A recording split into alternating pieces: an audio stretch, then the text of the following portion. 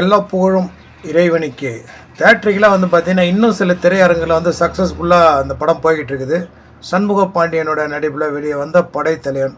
இந்த படம் நம்ம இந்த படத்துக்கு ரிவ்யூலாம் போட்டிருந்தோம். நீங்கள் பார்த்துருப்பீங்க அப்படின்னு நினைக்கிறேன். ஸோ இந்த படம் மக்களுடைய பேராதரவுடன் ரசிகர்கள் வந்து பார்த்திங்கன்னா கொண்டாடி தீர்த்த ஒரு படம் சொல்லலாம். விஜயகாந்த் கிராஃபிக்ஸில் வந்ததுக்கு பெரிய அளவில் ரெஸ்பான்ஸ் இருந்துச்சு. கோட் படத்தில் விஜயகாந்த் ஏஐ பண்ணதுக்கும் இந்த படத்தில் வந்து பார்த்தீங்கன்னா ஏஐ பண்ணதுக்கும் ரொம்பவே டிஃப்ரென்ஸ் உங்களுக்கு தெரியும்.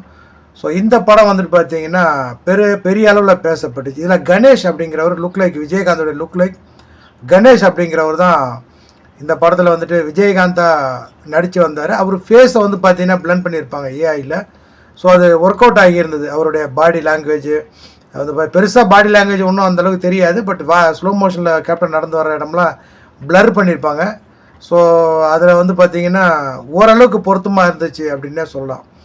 ஸோ காஞ்சி கடந்த காட்டுக்கு மழை பெஞ்ச மாதிரி வானம் பார்த்த பூமின்னு இருக்கு இல்லையா?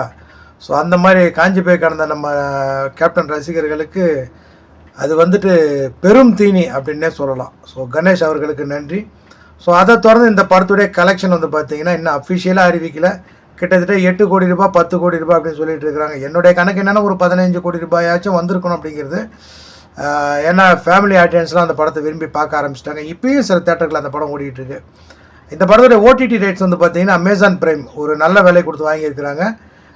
13ஆம் தேதி அந்த படம் ரிலீஸ் ஆச்சு. ஸோ ஜூன் மாதம். ஸோ ஜூலை 11 இல்லை 18 இந்த 2 தேதியில் அந்த படம் ஸ்ட்ரீமிங் பண்ணுறதுக்கு நிறைய வாய்ப்புகள் இருக்குது. 11ஆம் தேதி வந்து பார்த்தீங்கன்னா வெள்ளிக்கிழமை. ஸோ 10ஆம் தேதி நைட்டே உங்களுக்கு அமேசான் ப்ரைமில், அதாவது 10ஆம் தேதி நைட்டே அப்படின்னா 10ஆம் தேதி நைட்டு 12 மணிக்கு அந்த படம் அமேசான் ப்ரைமில் உங்களுக்கு அவைலபிளாக இருக்கும். அந்த 11ஆம் தேதி மிஸ் ஆச்சு அப்படின்னா உங்களுக்கு 18ஆம் தேதி கன்ஃபார்மாக அந்த படம் பார்க்கலாம். அமேசான் ப்ரைம் தான் ஓடிடி ரைட்ஸ் வாங்கியிருக்கிறாங்க. வேறு எதுவும் உங்களுக்கு தகவல் தெரியும் அப்படின்னா கமெண்ட்டில் ஷேர் பண்ணுங்கள். இறைவன் நாடிலாம் இன்னொரு வீடியோ உங்களை சந்திக்கிறேன். எல்லா புகழும் இறைவனுக்கு.